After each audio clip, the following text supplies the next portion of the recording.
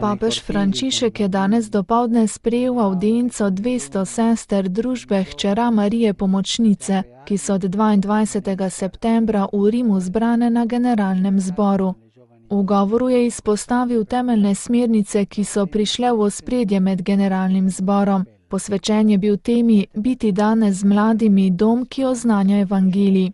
Poudaril je zavzetost sester Salezijank, da se podajo na pot proti mnogim mejnim geografskim in eksistencialnim območjem, s posebno pozornostjo do revnih in izključenih.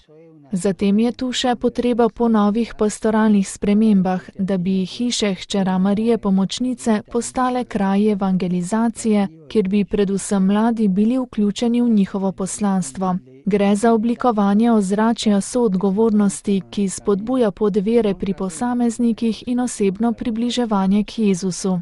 Papež Frančišek je zbrane sestre spodbudil, naj nadaljujejo pot v tej smeri, ki jim jo kaže Sveti Duh. Odprite srce in sprejmite notranje vzgibe Božje milosti, razširite pogled, da boste prepoznale najbolj pristne potrebe in stiske družbe in generacije, ki se spreminjata. Z brezpogojnim sprejemanjem mladih bodite vsepovsod preroško pričevanje in vzgojna navzočnost.